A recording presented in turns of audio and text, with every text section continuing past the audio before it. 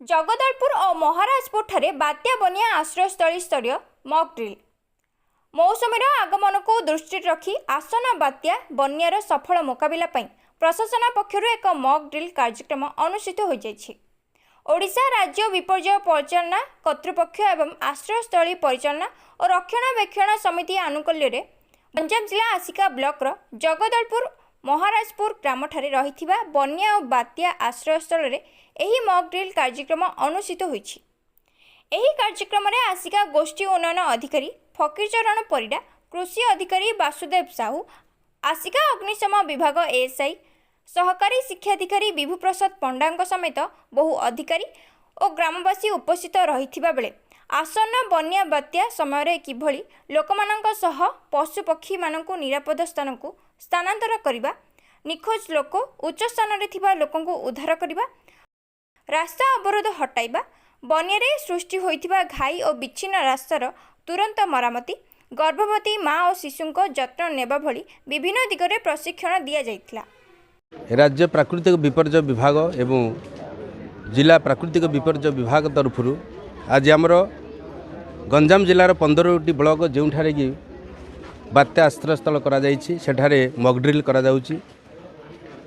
अग्निशम विभाग द्वारा एवं ओड्राफ टीम द्वारा करा जाउछि। किंतु सेति मध्यरु आम आसिका पंचायत समितिर जगदलपुर ठारे अनुष्ठित होइथिबा आमर बात्या आश्रयस्थल रे आज मॉक ड्रिल करा जाउछि, जोठा कि विभिन्न विभाग अधिकारी वृंद माँ भौणी माने कमिटी मेंबर्स माने आछंती सेमान उपस्थित आमर विभिन्न उपरे आलोचना पर्यालोचना करागला किभली भाव में आमे बन्या एवं बात्या को मुकाबला करिपार निजक सुरक्षित करिपारिबा। तापरे आमर एठारे अग्निशम विभाग द्वारा अधिकारी मानक द्वारा एठारे विभिन्न आमर कौशल प्रदर्शन करागला। लोक माने सेही कौशल प्रदर्शन को निजे मध्य व्यवहार करी निजे व्यवहार कले अनुकरण कले आमे आशा करूँ निश्चित रूप से समस्त माँ भौणी माने ग्रामवासी माने युवक युवती माने निश्चित रूप से निजे जो समय गाँव में जदि एभली प्राकृतिक दुर्विपाक हुए बा मनुष्यकृत किसी दुर्विपाक हुए ताले से क्षेत्र में निजे कार्य करिबार बोली आमे आशा करूँ। मोना कैलाश चंद्र साहू आस्का फायर स्टेशन केन्द्र अधिकारी प्रति वर्ष भाई यही वर्ष भाई जून 19 तारिखर आमर राज्य प्राकृतिक विपर्यय डिपार्टमेंट और जिला प्राकृतिक विपर्यय डिपार्टमेंटर मिलित उद्यम आमर ऑल ओडिशा रे समस्त बात्या आश्रयस्थल रे आज गोटे डेमोन्स्ट्रेशन प्रोग्राम करा जाउची। एई डेमोन्स्ट्रेशन प्रोग्राम रो मूल उद्देश्य रहिबो तो ये जो आमर ग्रामवासी अच्छे तांकु आमे केमती सचेतन करवा। मनकर जो कौन सी आमर विपर्यय आसिले भी पूर्व प्रस्तुति केमिति पूर्व प्रस्तुति की रहिबे जेमिति सेमानकर नित्यांत जिनस जमी सुरक्षित रखिए आउ जितेबाला इनफर्मेशन पाइबे ताले सेमाने सुरक्षित जगह को केमिति स्थानांतरित हेबे। आउ आम माने लोक मानकु सचेतन करूँ एमती मनकर घरे निआं लागिला ताकू केमिति लिभेबे आउ केमिति जो ऊपर महलार मनकर किए व्यक्ति रही जाइए कौन सी विपर्यय टाइम रे आमे तांको केमिति सुरक्षित गोटे स्थान अन्य स्थान को उद्धार करी गोटे स्थान अन्य स्थान को नहीं पारुचु। ये शिक्षण आमे ग्रामवासी मानकु दउचु आज मॉक ड्रिल रे।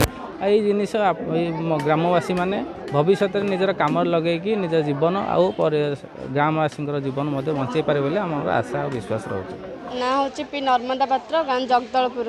आज आम ये आसलु बन्या स्थल केमती कौन आसते जड़े आमको शिखे जाते आम आज मॉक ड्रिल रे ये शिखबू आम केमती सुरक्षा करेंगे गाँव लोक समस्त को से विषय आम शिक्षा दि जाइला।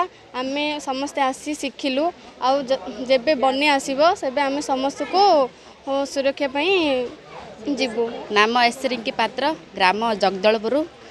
आम ये बन्या आश्रय स्थल को आज आसलु। बन्या आसवा समय आम किपर निजक बचावा अन्य लोक मान किपर आम सुरक्षित भाव रखा ता विषय आम विभिन्न ऑफिसर लोक मैंने आसते आमको बुझेले अग्नि समय आम किपर सुरक्षित रहा से विषय बुझाई। अग्निकांड समय किभली आम आयत्त कर निजक से विषय शिखाई।